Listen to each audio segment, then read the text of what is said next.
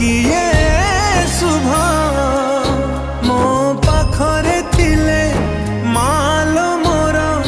हजारे लाभ तो पड़ते अच्छी